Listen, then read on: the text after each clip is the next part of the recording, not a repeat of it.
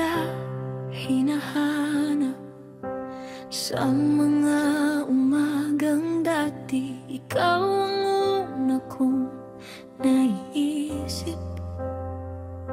Hindi na kita kinakausap sa isip ko, kahit minsan gusto pang bumalik sa nakasanayan.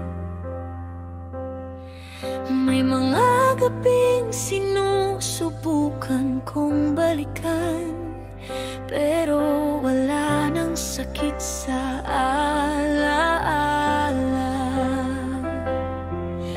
kundi pagod na lang na paulit-ulit kong ginagamit laban sa sarili. At habang mas lumalayo ang araw, mas lumalapit ako sa totoo,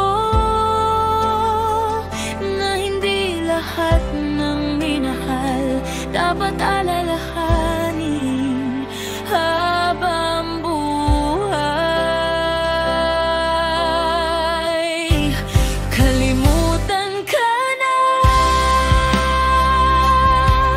hindi dahil hindi ka naging mahalaga, kundi dahil hindi ka nakarapat. Dapat alalahanin sa bawat tibok ng puso ko.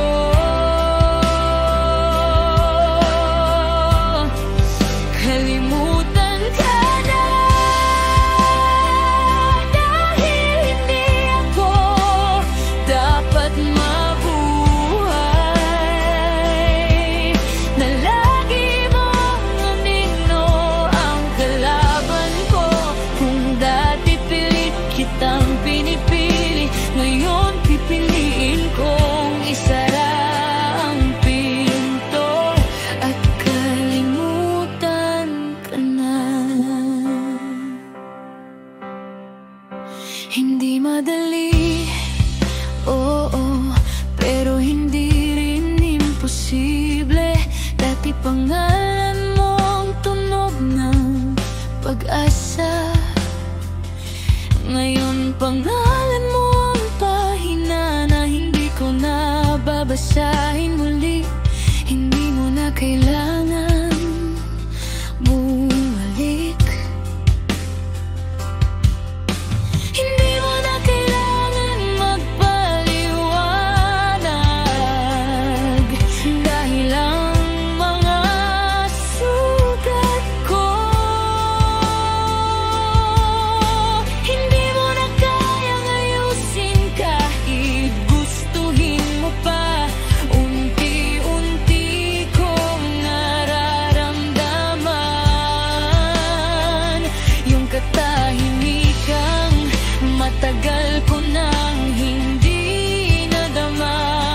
At doon ko napagtanto, mas magaan pala ang mundo kapag wala ka.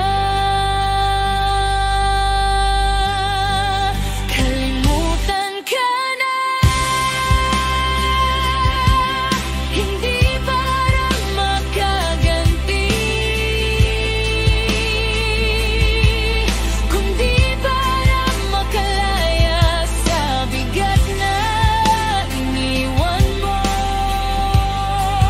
Kalimutan ka na, hindi ko kailangan alam mo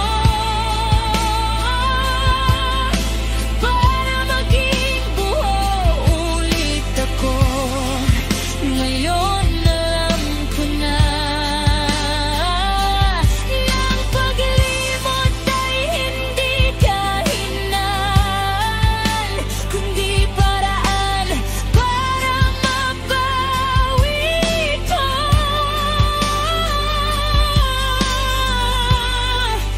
Ang sarili kong matagal mong kinuha, at kung sakaling maalala kita,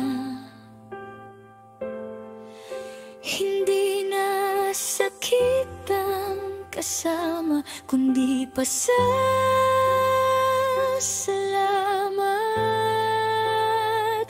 Dahil kung hindi ka nawala, hindi ko matatagpuan ang sarili kong kaya palang mabuhay ng mas kumpleto nang wala ka.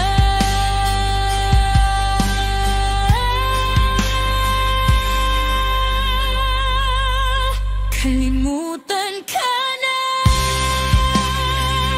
Ito na ang desisyon na hindi ko na tatalikuran. Kalimutan ka na para may lugar ulit ang bagong simula. At habang lumalakad akong mag-isa, mas malinaw ang kinabukasan ko.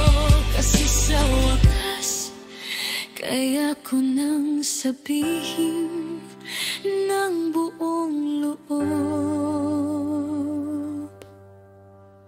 kalimutan ka na.